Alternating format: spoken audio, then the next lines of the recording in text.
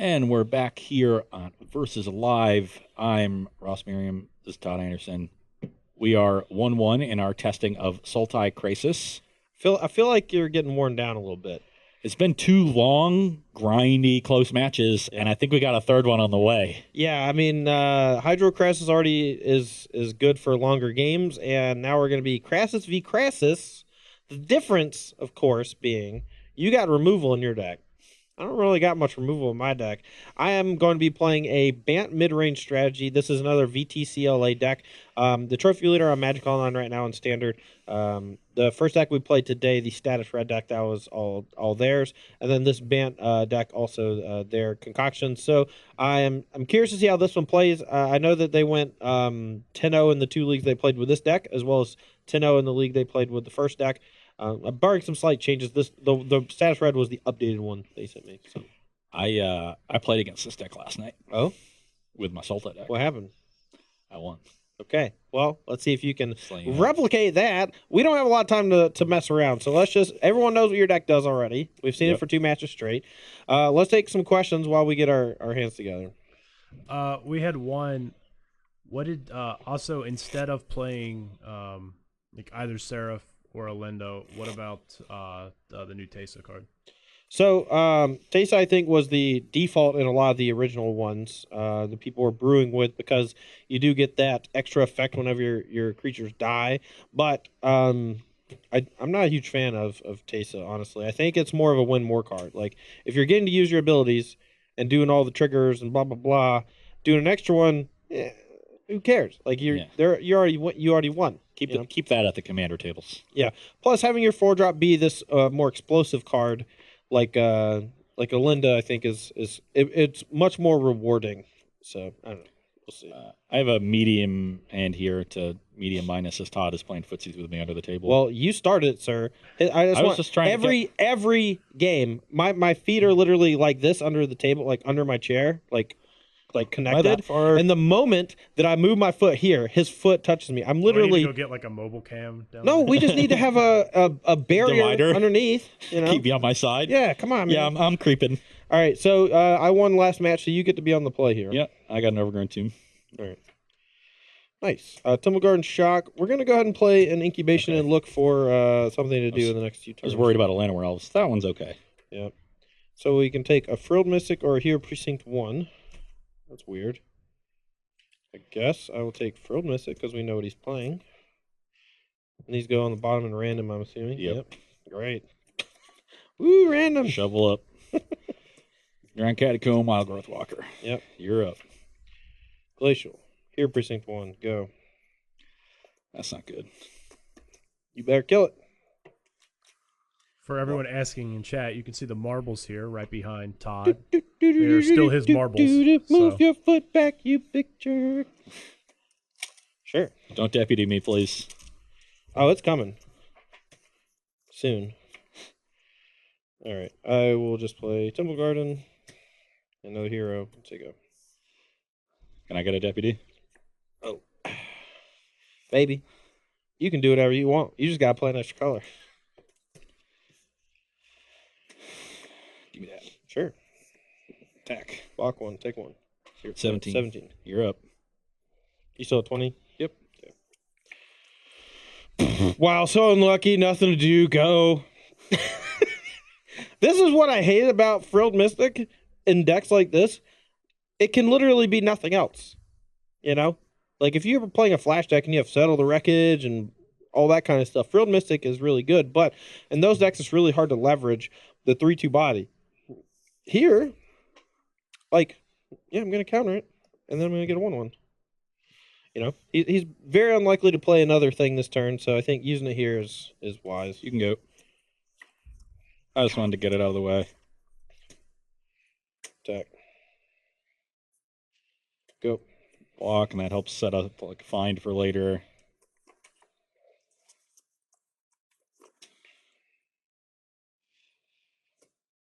Got another one? I do. Here, the second one is always good. I don't know why I played an untapped land when I have another Memorial. That's fine. I don't know what undo, land it was, undo. but undo, let's undo. Pretend it was that one. Okay. Ooh, is that a good draw? Trigger. Get another one of these. This one has Summoning Sickness. Tristani creates 2 Aaron Barraches. And then these can attack easily. And then if I attack with these 2... Oh, no, if much changes. Sure, I'll attack with this. If he double blocks one of these, he takes 9. If I don't attack, I'm just kind of running into Finality. All right, I'll just attack for 7. Take 7, go to 13. All right, and I have not played a land. I'll do that. Your turn. About to get Finality to here and back. Why would that ever happen? Do you not have it? No. Ooh, baby! A pair of 5/5 crisis. If I had oof. What? You stole Yeah. it. I would have stolen it back, but I didn't have this. Yeah, yeah. Actually, But most Hostage Shaker not good against Tristani. yeah, that's true. I got by that one last night too. Whew. I didn't read Tristani. I just assumed it said you gain control of all permanents you own, but it's each player. Yeah. So when you steal Tristani and play it, they get the Tristani back, which I didn't think was going to be the case. Yikes! Like I knew if I stole something else and they had Tristani, they'd Did they get it get the back. tokens too because No. they were created by Tristani and the owner of the token? Okay. No, All right. they did not. At least that's not how it worked in Moto. But don't worry, the Tristani was good enough Sure. because they used it to get an extra token off March and destroy me. So Finality is the card that I have to find here, and I just am thinking about the best way to set it up. I'm at 13 right now. So this is currently 11, which means, say I block, if I get to block like 2 of these next turn, this is 13, so I have to block 3 things. But I can do that. So maybe I should just fully power this. You have 2 cards? I have 2 cards. I would lose to Deputy, but I need to hit. I just need to hit, so Yeah. let's just cast it for 5 and draw 2. Yep. So I'm you at gain 15. 2 life. 5/5 is pretty good here. Makes it so I can't really afford to attack with Tristani. It's bigger than all my stuff. I don't have a Deputy yet. And I say yet because I just drew 1 Llanowar Elf. I just drew 1 Llanowar Elf for the turn. I was about to say something bad. All right, so if we attack with everything, he's going to block probably these 3 in some respect. 6, 8, 10. So how can he block? He can double block a token maybe instead. So then he would be blocking like these 2. Eat this and no. It would be like this. Good block Tristani 4. and 2 tokens and go to 2. And just eat 3 15. things. Yeah. Wait, eat 3 things? Oh yeah, because they will die. Yeah. Okay, so you go to 2 though, and I'll be left with. Yeah. I'll be left with 5 versus 3, but you get to hostage taker. All right, whatever. Swing. So you eat Tristani and the 2 life. Well, I was thinking about doing. I'm not entirely sold that that's what I should do. Sure. The other option is to block Frilled Mystic and 2 tokens, and that ends up with me taking 10. So that would put me to 5. So it's 3 life versus dealing with the Tristani immediately, which I think is better. I think dealing with Tristani and go to 2 is way better. Yes, and dealing with the tokens. 4, 7, 8, 9, 10, 13. You go to 2. I gain 4 up to 21. And these will die. Okay. And now I just need to draw a Crestus of my own, you know? I already looked at 5 extra cards than Ross did. What'd you draw? Finality? Not You just quite. bug-eyed. Oh, yeah, you get to gain some life. Watery So Grave. you're at, Let's keep 14. that one. yeah, So I gained 12, yeah, you're 14. and this has 1 counter. So 14. And we can play this tapped, and I am going to contempt this hero before it does anything else. All right, so I'm at 16. 21, you're at 16. And then I'll attack you for... Hold on. I might attack with these 2. Sure.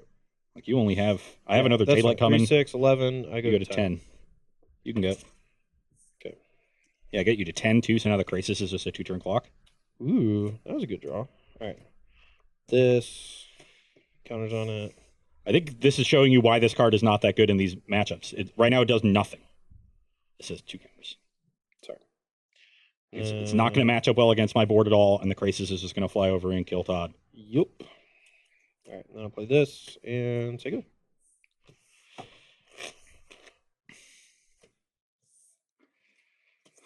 Awkward Man is awkward. Branch Walker, I don't need. We're digging for something better. How good is a cast down?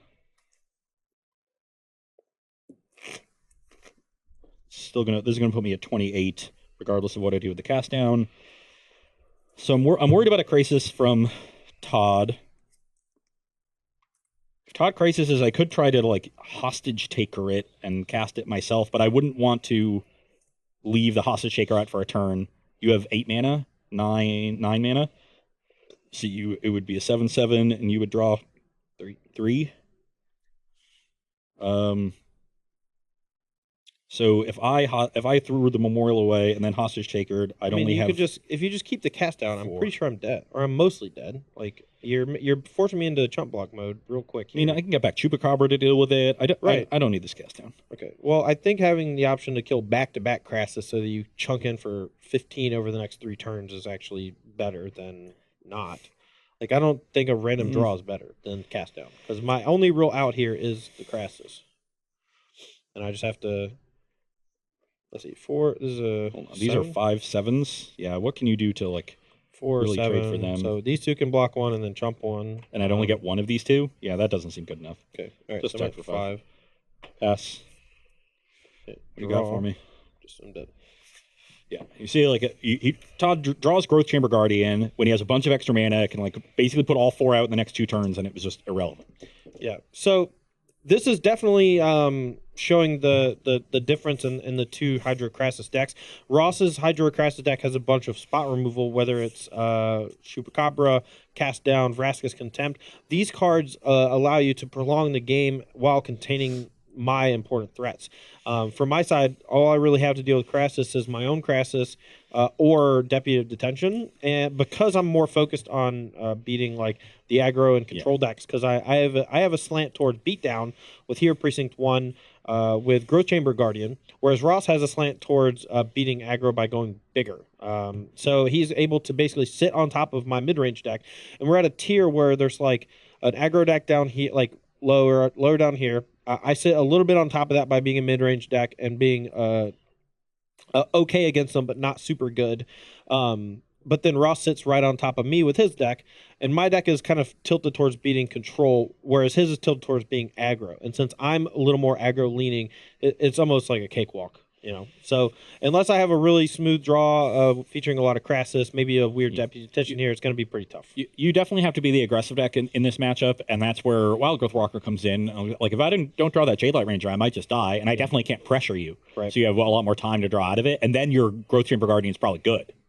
But the Jade Light Ranger just put like you got aggressive, threw away some value to get aggressive.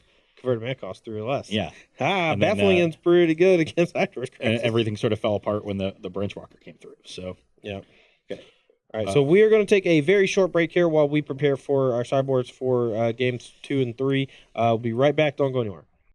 All right, we're back here for sideboarding. I lost game 1, so I'm going to start. I am trying to figure out how to leave in incubation incongruity. I think here Precinct 1 we figured out last match that it's not very good against a deck that's bringing in a bunch of cheap removal and sweepers like Cry of Carnarium. Ross has chosen not to, which means my Hero Precinct 1 could be a little bit better than I thought. You know what? I'm just going to do what I originally did. Ross maybe changed his sideboard plan based on mine, so I'm just going to go with my original thoughts. So Deputy Detention could buy me some time against a Hydroid Crassus, but other than that, it's going to be pretty bad and kind of rotting in my hand. And I think I'm just going to try to leverage these negates and try to go like turn 2 hero plus negate backup or disdainful stroke backup. And I just don't think Deputy is all that great. Really just want to... Todd's really just turning into an aggro control deck here, which I think is a pretty reasonable plan. Negating finality is going to be really important. Just hitting a contempt might be really good, so... I'm in for this. It's also possible my mana ramp strat is not as good as I think, so I think I'm actually going to cut 2 incubation druids. I'm going to leave in incubation incongruity because it works well with here Precinct 1. Since I still have the 4 Lenore elves, and then I still have 2 incubation druids as my potential ramp. But we're like kind of lowering the curve of what we're trying to do in the early turns. So Okay. On my side, I am just bringing in removal that matches up well against Todd's threats. Reclamation Sage is really good against any of the white-based mid-range decks. Almost all the removal is enchantment-based. Yeah, which is why we went with Baffling End over the Ixalan's Bindings, which we do have in the sideboard, because even if you kill the Baffling End, you only get a 3/3, basically do nothing. Yeah. And that's more important than you getting back your Wild Growth Walker or something. I think Moment of Craving is important here to tag mana creatures. I'm kind of baffled that Todd is bringing his out, but just hits hero as well and some other things. Cutting most of the fun ofs here. The Adonis Climb is just not a good card, and I think is getting immediately cut. The Hostage Shaker is such a liability against Tristani that I'm just not willing to leave it in my deck. And the trophy is awkward in a Crisis Mirror, where like they use the extra mana well. Normally, I would still be okay with it if I needed to kill a really diverse range of stuff, but without Planeswalkers threatening from the other list, that diversity is way down. We have a bunch of disenchant effects for the non-creature cards then, so I think the trophy can get cut. And the Carnage Tyrant, I think, just isn't that good with how gummed up the boards are going to get. Between Heroes and Tristanis, like, it'll trade for a couple different creatures, but it's like that's not going to be particularly good. So honestly, I'm not super impressed by the white cards in this deck in general. I think the real strength of the deck comes from these Simic based cards, and here Precinct 1 is a pretty good anti-aggro card. Deputy Attention, similarly good anti-aggro card. So it's possible that like when you're playing against a mid-range matchup or control matchup, siding out a lot of the white cards just naturally happens. Something that Ross kind of brought up that I'm actually also kind of surprised there's no like Vivian Reed in my deck, because my deck is very creature heavy. And it kind of makes sense to me that it would be in the deck over something like the Incubation Incongruity, but because we have here Precinct 1, we need to up our multicolor creature count. So and Incubation or Incongruity gives you a way to answer creatures without being enchantment based, which is relevant. But I think Vivian is just an incredibly good card in this format. I have 3 in my main deck, and all right, and plus with Hydrocrassus being such a big deal, having a way to just snipe the body. If you already have it on the battlefield, it's really tough for them to just like tap out for a Crassus when you just get to go minus swing for a bunch. So yeah, really big. I'm gonna keep my hand. Same. Okay, let's just go ahead. Reasonable mix of stuff. Let's go 18. Let's go and look at the top 5 and pick a creature. Little incubation here. All right, so we don't have an Incubation Druid or Mana Ramp in hand. Maybe this is a reason why I should just keep, like Ross said, just keep more of my ramp in my deck. So we'll take the Incubation Druid. I think when you're playing the aggro control plan, it's important to like get ahead on the mana and get ahead on the board. Honestly, like trimming 1 Growth Chamber Guardian is probably okay. Agreed. All right, so draw. Yeah. Okay. Let's go to 16. Play the Incubation Druid. The thing is, like, when you draw multiples of that card, like they're probably going to kill the first one if they can. So you're not going to get super punished most of the time. I am going to Moment of Craving your Druid. I'll go to 22. Gonna play Growth Chamber Guardian, so you go. And now I can't kill that one, but I guess it's not that big of a deal. Play my own. Well, because I already showed you that. Yeah. All right. We are going to shock and attack. So you're at 14. I'll take 2, go to 20. All right, I'm gonna pass through. I'm gonna threaten a Frilled Mystic or a activation of the Growth Chamber Guardian. And I don't want to play into Frilled Mystic. I don't really have anything I want to play into it, and I can just adapt to this Druid. Yeah. Okay. Puts encounters on it. He can always respond by killing it, but with the backups in hand, I don't really need to worry about it.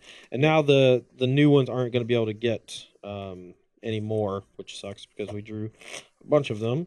But that's kind of the downside of playing this card. You know, the reason why Squadron Hawk was so good is because you had Jason Mind Sculptor to put it back in the deck, or you had the bodies were really relevant because of equipment.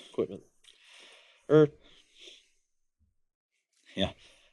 Doesn't even get to attack, really. Sure. Block. Yep. Adapt. Yep.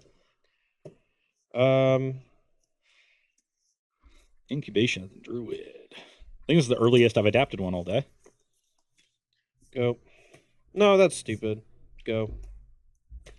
I just can't let you untap with 7-8 mana this turn and play something uncontested. Yeah. So or sorry, this is a Sun Petal. This should be a Hallowed Fountain. Sure. I'm assumedly getting Frilled Mystic this turn. I don't think I want to just sit here and do nothing and have these stare at each other because I don't have land drops to make. Like when you're in a stalemate and you do nothing, the person who's making land drops is actually getting ahead. Mm-hmm. So I want to do something and just force the action so I can empty my hand.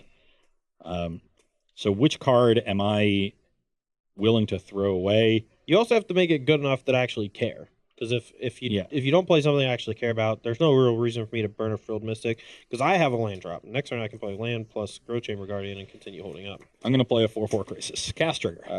Yeah, I do care about the 4/4 body Yes. flyer. So I said, even though this gets countered, it's cast trigger, so I still get to draw 2, gain 2. Yeah, so hopefully hit a land drop. 22 to 14. I'm going to give that 2 life right back. Okay, so 20 to 14. And play a Wild Growth Walker. Yep. Pass the turn. I'm going to take a bit of an attack here. I go to 13. Go. And now in combat, I can start using the ability like after blocks if I need to.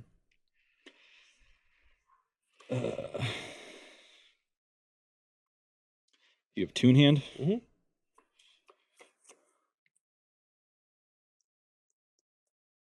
The play pattern on Growth Chamber Guardian just does not feel very good. I don't think it's a bad card. I think it's quite good in the right shells. But it initially impressed me alongside Rhythm of the Wild, and without that ability to give it Riot, it just doesn't feel nearly as powerful as it did originally. Now it's just like a 5-mana 4/4 that goes and gets another 5-mana 4/4, and like, okay, sure. It's nice to like have something to do with your mana when you hold up Frilled Mystic. I think it works really well in this deck. Yeah, I mean that's hand. that's the thing. And after Sideboard, it gets a little better too with like Negate and Disdainful Stroke and the Frilled Mystic, of course. It's also possible I should have just done this and just bluffed another Frilled Mystic. But you know. Okay, show me the counter spell. Finality. Yeah. Branch Walker. We had to counter that because he was just going to put counters on Wild Growth, sweep everything I had. Gain 3. Yeah, you're at play this 16. Overgrown Tomb tapped. 16. I figured even if that got countered, I still got to advance my board a little. These. All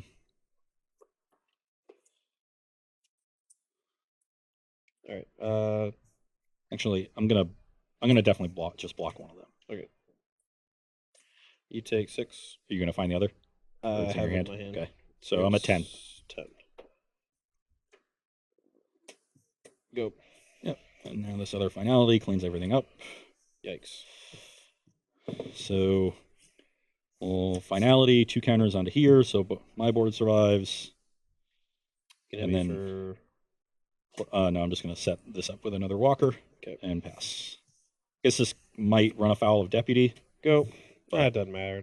Your deck is just really well set up to deflate me if I don't draw my Hydroid Crest. Leave that one. Yeah. 2, 5, 2. 22. Yeah, I gained 12 again. Attack for 12. Crap. Okay. 22 to 2. Oh, I'm dead then. I have a Crest on top of it. It's not. Yeah. You're just too far behind. All right. Where are we at? We clocked. 10 minutes left. 10 minutes? Let's just talk about the matches. This was not a fun match. Yeah, this because one was. You just clowned me. One of the reasons I like this deck is that it's very good against opposing green decks because the removal just helps you break the stalemate so easily. Right. I mean, we've talked quite a bit about why Crassus is good, and like for example, the Simic decks that I was playing last week and the week before that or whatever, where I was going big with. 1 second, I'm going to give them to you. You can keep going. I'm going to give them to you. They're already over here. Wow, you don't even let me do the handing of the marble ceremony? Okay, all right. Anyway, so the reason why the Crassus deck that Ross is playing is better than a normal Crassus deck, just like a super rampy creature-based one, is because he has Crassuses that are diverse. Like, his Crassus can draw into removal, lands, creatures, planeswalkers, whereas my Crassus can only draw into lands, creatures, and maybe like a few removal spells after sideboard or whatever. Yeah. And in his deck, diversity in the cards he can draw means that every extra card he gets to draw with Hydrocrassus is on average a little bit better than mine because mine are so one-dimensional, whereas his are usually modal removal spells like a Vraska's Contempt or Assassin's Trophy, even modal lands with Memorial to Folly, and then a lot of his creatures kind of do this two-pronged ability where they function like a spell, like a Ravaged Chupacabra, Hostage Taker. Even Jadelight Ranger alongside a Wild Growth Walker can be like a big life game spell. And as you can see in that game, and even the one before that, one game I got you down to 2 life. And then next turn you gain 12. up to 14, and then I was nowhere close to killing you. That game, I was nowhere really close to killing you, but you went from 10 to 22 in one big burst, and it basically shut the door. You were that game. You got ahead, and then you countered two of my big things, but then the third big thing just undid everything. Right. And that's sort of the aggro control decks are always that kind of house of cards. Their threats are cheap, so they can get ahead. And if somebody resolves a big powerful card against them, it's hard for them to come back. Yeah, I mean, yours specifically are either Hydroid Crassus, which still draws you cards even if I counter it. Yep. They're also Find Finality, which are one-sided Wrath effects. You get to basically build your side of the battlefield. Incubation Druid getting up to 5 toughness is so key and so interesting for the deck. I love it. And then on top of that, though, you get to save another creature like a Wild Growth Walker or something like that with your Finality, on top of cleaning up literally every creature I play. The only creature I have in my deck that can survive is Hydro Crassus or an Incubation Druid that I have also adapted. And when your deck is just full of these cheap spot removal spells, like maybe you want to keep in Adonis Climb to get your 4 toughness things out of finality range. That just seems like a lot. It's also a card that, like, once you counter a thing or two and I'm waiting to untap with my next one, it just shuts the door. You just go Adonis Climb, like jump one of my... At no point would you have died if I had drawn at that game. So I don't know. I didn't have a great draw. I didn't draw a Crassus either game in the top 12 cards, but that's not that unreasonable. And Ross saw a lot more cards with his Explorer mechanic. And that's kind of the nature of these Golgari-based decks, especially when they're playing something as powerful as Hydro Crassus. They can find it pretty easily. You saw all day, like, I think Ross cast an average of, 1.3 Hydro Crassus a game or something? Yeah, maybe more. Yeah. And I think that's just going to be the way the deck functions. You know, it's going to grind Crassus, much like the old Golgari decks went grind Emrakul. It's not as powerful of an effect. It's not as backbreaking, but it's a similar play pattern for the strat. And it's one that I really like, and it's definitely worth splashing blue for, in my opinion. Oh, yeah. And as far as this matchup goes, I don't even think your Crasises are as good as mine. Like, if we play that game, I'm going to win. That's what I said the whole time. Yeah. Yours are way better. And and so, like, you not drawing them, I don't think it was a big deal. I think you did. I think you executed the game plan you needed to, and you just seemed to hope I didn't have a third big thing. Yeah. And I did. And then it just looks really lopsided after that. But that game was actually close. Like, if I don't have a third big thing, even if I just play like a 4/4 Krasis there, like, you have a lot of pressure coming down. If you just played J-Light Ranger, I'm in trouble. That's the problem. That's the you already had thing, multiple Wild Growth Walkers. So. Yep. Okay. So I had a lot of different things I could have. Right. So you needed my hand to be pretty bad. Right. That's a good point. Yeah, I mean, the Finality was backbreaking, but at the same time, if you just get 2/4 power Wild Growth Walkers and gain 12 life, like, the entire side of my deck that is beatdown becomes irrelevant. And when my entire deck is based around playing these cheap beatdown cards plus negate, Disdainful Stroke, Frilled Mystic, and you overcome that in any way, I'm dead.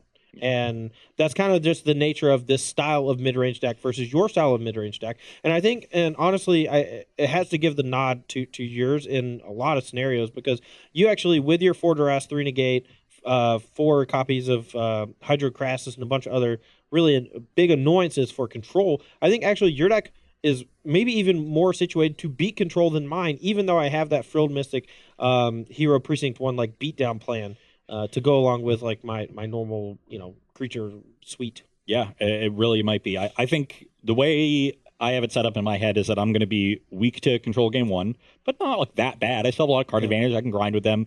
I have answers to Teferi, but then games 2 and 3, I think I'm going to be heavily favored with a really good sideboard there. Heavily favored strong. Like they have a lot of plans against you that are tough for you to beat. And like, it depends on how they build their deck, of course. Like the old Jeskai versions that I played were very reliant on sweeper effects to get the job done. Like definitely Clarion is still very good against your deck. The Esper decks do have Kaya's Wrath. That's going to be a really good one. Kaya's Wrath is really tough to beat. It basically just cleans up the battlefield so that the one creature you play after the Wrath effect, they just get to go Teferi minus. And then their Teferi is protected from basically everything in your deck except for Vraska's Contempt. And if you don't have it, like the Teferi gets to go untap, draw a card, and then if they're playing Nexus Fate, they just take an extra turn and it goes from there. Yeah. Or they just like continually find the answers to whatever you play over the next few turns. And even something like Hydro Crassus in a lot of spots is not going to get you out of that because you still have to fight this Teferi. Again, we saw in the Mardu Aristocrats deck, Hydro Crassus for 4, for 6, not good enough against a card that just says draw a card every turn. Yep. And having multiple in play. So That the old Archimedean principle at work. Yeah, so I want to go over a few of cards that you thought today that impressed you, because I had quite a few, and I wanted to talk about just like a minute on each. From my side, you want from my deck? We'll just go back and forth. Cards that impressed me from my deck were Reclamation Sage. Okay, let's go one at a time. Yeah. All right, if you want to explain why, that's fine. There's just a lot of targets for it. Like, it always came down and did something relevant. Even when it hit a treasure, when you had Treasure Cove in play, that's still a card. Yeah. From my side, Theater of Horrors in the Mardu Riskcraft deck, really giving you a different angle of attack. That extra card advantage allowed me to fight through multiple copies of Hydro Crassus. Loved it. From my side, Wild Growth Walker. And all this talk about Growth Chamber Guardian, which I was really hyped on, and I still think is a good card, but we saw Wild Growth Walker trump it every time. The 4/4s were not good, whereas Wild Growth Walker getting big and gaining life was relevant in a lot of games, even in long games, even against mid-range mirrors, like super relevant. We also saw the Explorer creatures actually naturally favor a mid-range deck because they help you hit land drops. Like, the longer the game goes, the more land drops you actually want to hit, and like, I found myself with Growth Chamber Guardian just a lot of times just like, all right, play my 4th land, go, and I don't have a 5th land, and I would much rather just like have a Jade Light Ranger so I can dig, find my Crassus, etc. All right, my side, from the first match status statue. That card, both halves very good in multiple spots. I didn't actually get to destroy an artifact or enchantment with it, but that's a huge upside to that card. Especially against Reclamation, where I think you would otherwise be really behind. Right, but we saw the status part just targeting a creature mid-combat to give it Death Touch, which was a big deal. Because you had Direfleet Daredevil and Chain Whirler that had first strike, so in combat, it was just like a 1-mana removal spell. Yeah, but in tandem with Skargan Hellkite's ability or Goblin Chain Whirler's ability, just a knockout punch. And you didn't get to see me do a lot of cool stuff with Skargan Hellkite, but we played like 2 fun games before we actually started the Versus Live today, and Skargan Hellkite status just clowned you. Just killed 2 5-power Wild Growth Walkers, and I smushed in for like 9 flying. It was whew. It was all right. gross. So next you. Vraska's Contempt. Like, I have a lot of old cards in my deck. Well, if you don't, well, what about cards that were in my decks? Like, Hydroid Krasos was obviously impressive, but I don't think anyone's surprised by that. Card, it's just the card that makes the deck awesome. Okay, well, we'll just finish it up. Angarth the Flame Chain. Angrath and Skargan Hellkite. Both those 5-drops were really, really good. Yeah, I think if Hydro Crassus becomes the default for these mid-range green decks, I think that main deck Angrath is definitely a realistic possibility. Yeah, there's a chance it's just better than Skargan Hellkite if you're also playing black in your red deck. I don't think it's better. In that status red deck, I want to add the 4th status in the main and 1 Angrath. I don't know what I want to cut, but I want those 2. You have to be careful because the deck only has like 10 black sources. It plays 2 Cinder Barons along with the Blood Crypts and the Dragon Skull Summon, so it's not super easy to cast. You have 1. 10 sources on turn 5. Okay. So turn 5, if you're on the play, you see 11 cards. So 11 out of 60 Look, of I'm your not deck. saying it's not good. 11 out of 60 times 10 is a 110 over 60. So that's 11 sixths. That's almost 2.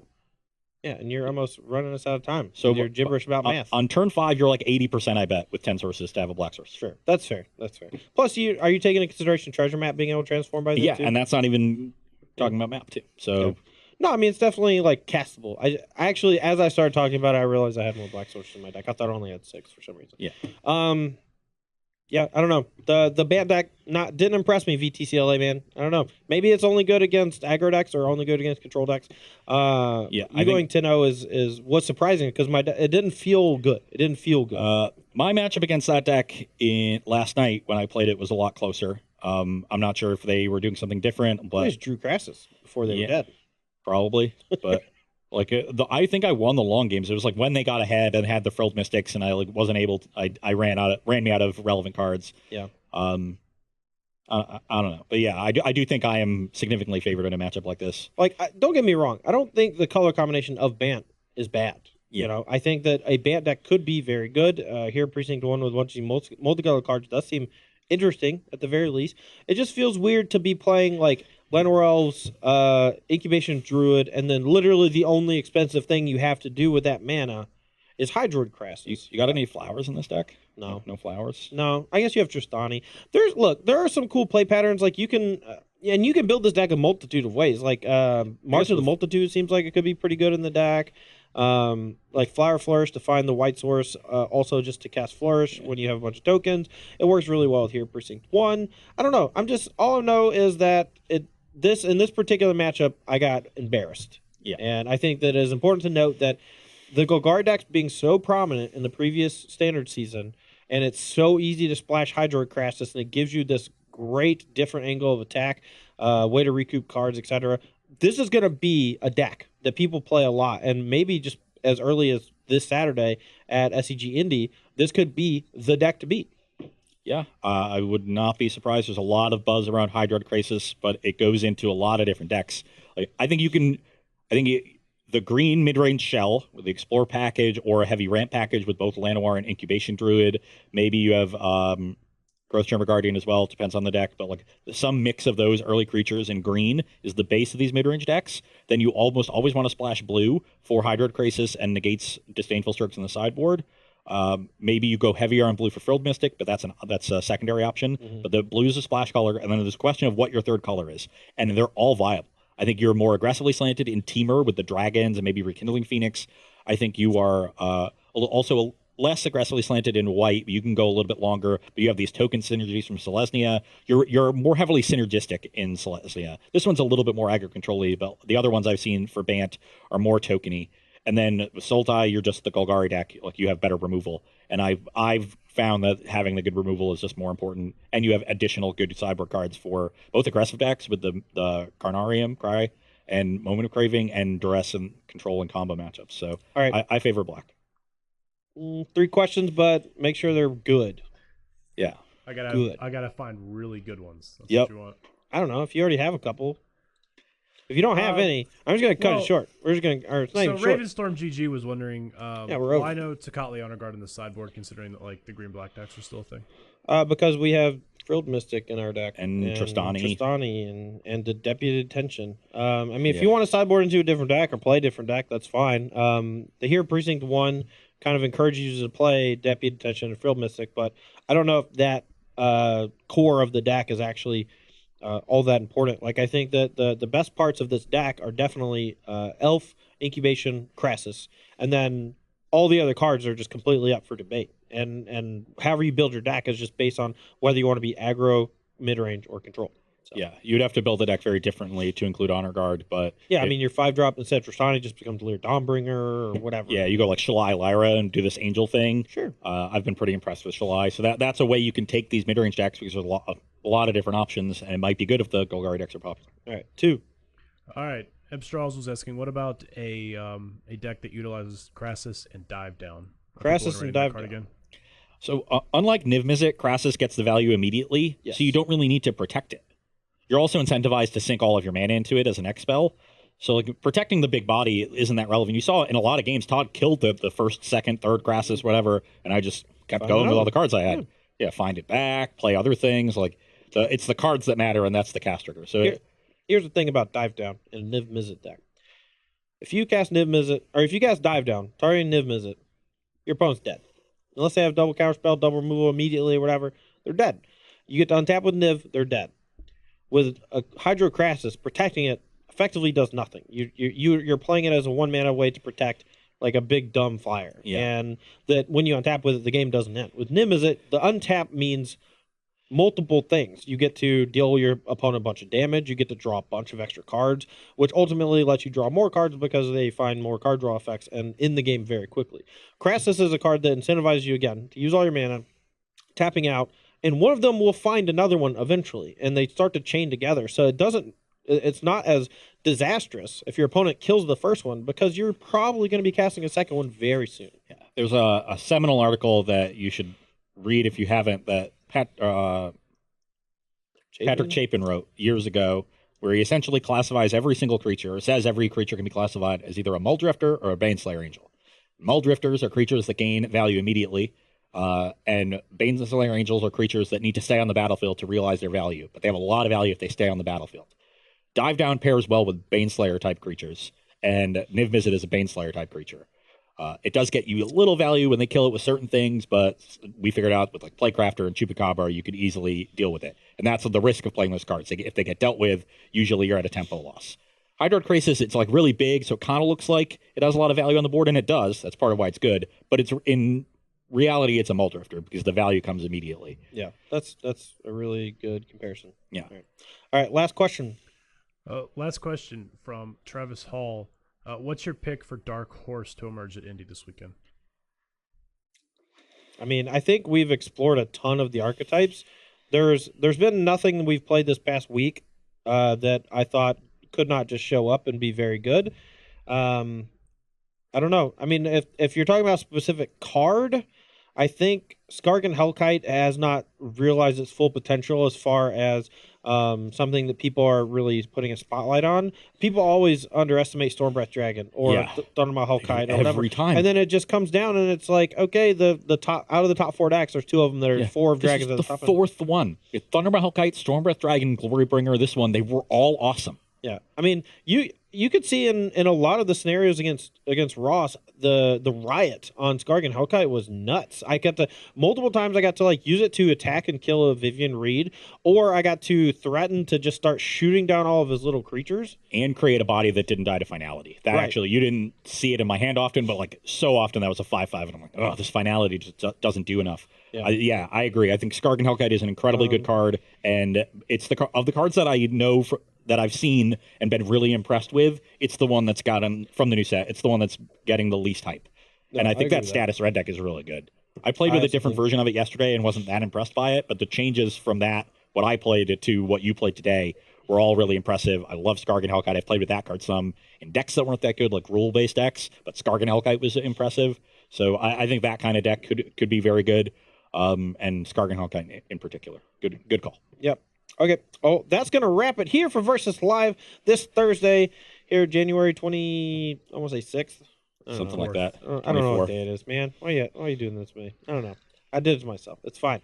Why did you do this? Were you do what? You went like I cheers? thought I was going to take a sip, and then I decided against it mid thing, so it was just awkward. Thanks for pointing that out. Well, I thought you were cheersing me. I'm like, what are you cheersing for? Well, I'm also just excited. We got Indy coming up. This weekend, starts Saturday, 11 a.m. I believe 10:30. 10:30 broadcast on this Eastern channel time. here, SEG Tour on Twitch.tv.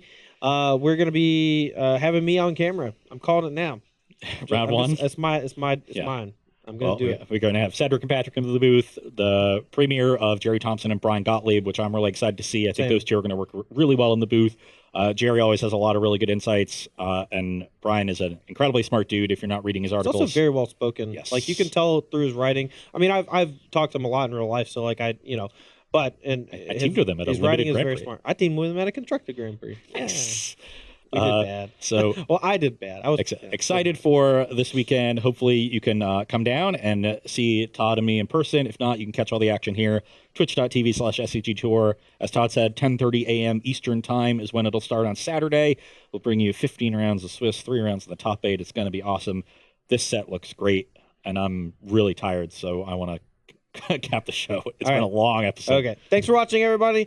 We have a couple of subs, maybe? We do have one from Hot Toasted Buns for 2 months in a row. 2 months in a row. Hot Toasted Buns. Thanks for the subs. We're going to be basically saving those to the end of the broadcast every week. So if you do sub, we will give you a shout out. We really appreciate y'all being here.